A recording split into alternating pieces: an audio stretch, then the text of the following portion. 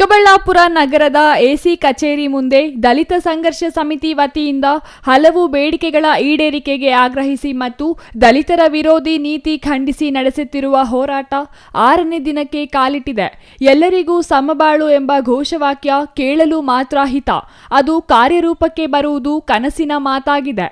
ಇಂದಿಗೂ ಸಾಮಾಜಿಕ, ಶೈಕ್ಷಣಿಕ, ಆರ್ಥಿಕ ಮತ್ತು ರಾಜಕೀಯ ಅಸಮಾನತೆ, ಜಾತಿ ತಾರತಮ್ಯ ಇದ್ದು ಆಳುವ ಸರ್ಕಾರಗಳು ದಲಿತರ ಬದುಕನ್ನು ಹಸನಾಗಿಸುವ ಬದಲು ಕಾನೂನಾತ್ಮಕವಾಗಿ ಅವರಿಗೆ ಮೀಸಲಿಟ್ಟ ಹಣವನ್ನು ದುರ್ಬಳಕೆ ಮಾಡಿಕೊಂಡು ಅವರ ಬದುಕಿನ ಬಗ್ಗೆ ಚೆಲ್ಲಾಟವಾಡುತ್ತಿವೆ ಎಂದು ಆಕ್ರೋಶ ವ್ಯಕ್ತಪಡಿಸಿದರು. ಜಿಲ್ಲೆಯಾದ್ಯಂತ ಪರಿಶಿಷ್ಟ ಜಾತಿ ಪಂಗಡದವರು ತಮ್ಮ ಗ್ರಾಮಗಳಲ್ಲಿ ಲಭ್ಯವಿರುವ ಸರ್ಕಾರಿ ಗೋಮಾಳ ಭೂಮಿಯನ್ನು ಬಗರ್ಹುಕುಂ ಸಾಗುವಳಿ ಮಾಡುತ್ತಿದ್ದು, ಫಾರಂ 53, 57 ಸಲ್ಲಿಸಿ ಕಾಯುತ್ತಿರುವ ಭೂಹೀನರಿಗೆ ಸರ್ಕಾರ ಭೂಮಿ ಮಂಜೂರು ಮಾಡುವ ಬದಲು ಕುಂಟು ನೆಪಗಳನ್ನು ಒಡ್ಡಿ ಭೂಮಾಫಿಯಾದಾರರಿಗೆ, ರಿಯಲ್ ಎಸ್ಟೇಟ್ ದಂಧೆಕೋರರಿಗೆ ರಾಜಾರೋಷವಾಗಿ ಮಂಜೂರು ಮಾಡಲಾಗುತ್ತಿದೆ ಎಂದು ಆರೋಪಿಸಿದರು.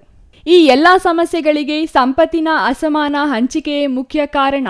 ದಲಿತ ಸಂಘರ್ಷ ಸಮಿತಿ ದಲಿತರ ಮೇಲಿನ ದೌರ್ಜನ್ಯ ಖಂಡಿಸಿ ನೆಮ್ಮದಿಯ ಬದುಕಿಗಾಗಿ ತುಂಡು ಭೂಮಿ, ಘನತೆಯ ಬದುಕಿಗಾಗಿ ಒಂದು ಸೂರು ಎಂಬ ಘೋಷವಾಕ್ಯದೊಂದಿಗೆ ಚಿಕ್ಕಬಳ್ಳಾಪುರ ನಗರದ ಎಸಿ ಕಚೇರಿ ಆವರಣದಲ್ಲಿ ಅನಿರ್ದಿಷ್ಟಾವಧಿ ಧರಣಿ ಹಮ್ಮಿಕೊಂಡಿದೆ ಎಂದರು.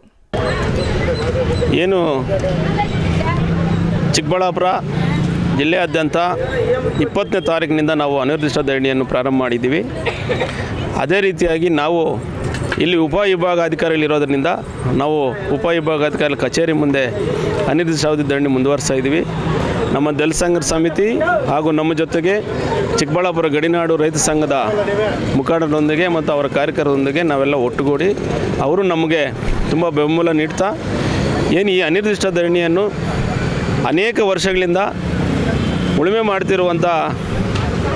ಮಾಡಿರುವಂಥ ಏನು 53 ಫಾರಮು, 50 ಫಾರಮು, 57 ಹಾಕ್ಕೊಂಡಿರೋ ಮಾಡ್ತಾ ಇರೋಂಥ ರೈತರಿಗೆ ಸಾಗುವಳಿ ಚೀಟಿ ಕೊಡಿ, ಅದೇ ರೀತಿಯಾಗಿ ನಮಗೆ ನಿವೇಶನ ಇಲ್ಲ, ನಿವೇಶನ ಕೊಡಿ ಅಂತ ಏನು ನಿವೇಶನ ರಹಿತರ ಬೇಡಿಕೆಗಳೇನಿದ್ವು ಅದೆಲ್ಲ ಕೇಳ್ತಾ ಬಂದಿರೋರಿಗೆ ಅವ್ರಿಗೆಲ್ಲ ಕೊಡಬೇಕು, ನಿವೇಶನ ಕೊಡಬೇಕಂತ ನಾವು ಒತ್ತಾಯಿಸ್ತಾ ಏನು ಬೇಡಿಕೆಗಳಿಟ್ಟಿದ್ವಿ, ಬೇಡಿಕೆ ಒಂದೊಂದಾಗಿ ಚರ್ಚೆ ಆಗ್ತಾ ಕೆಲವೆಲ್ಲನೂ ಈಗ ನೋಟ್ ಮಾಡಿಕೊಂಡು ಫೀಲ್ಡ್ ವರ್ಕ್ ಮಾಡ್ತೀವಿ ಅಂತ ನಮಗೆ ಭರವಸೆ ಕೊಟ್ಟಿದ್ದಾರೆ. ಅದೆಲ್ಲ ನೋಟ್ ಮಾಡ್ಕೊಂಡಿದ್ದಾರೆ. ಆದರೂ ಕೂಡ ಅವ್ರ ಕಾರ್ಯಗತ ಯಾವ ರೀತಿ ಫೀಲ್ಡ್ ವರ್ಕ್ ಮಾಡ್ತಾರೆ, ಯಾವ ರೀತಿ ಅವ್ರು ಕಾರ್ಯಗತ ಮಾಡ್ತಾರೆ ಅಂತ ನೋಡಿಕೊಂಡೇ ನಾವು ಧರಣಿಯನ್ನು ವಾಪಸ್ ತೆಗೆಯೋದು, ಸುಮ್ಮನೆ ಮಾತಲ್ಲೇ ನಾವು ವಾಪಸ್ ತೆಗೆಯೋದಿಲ್ಲ. Ambareesh N, CTV news, Chikkaballapur.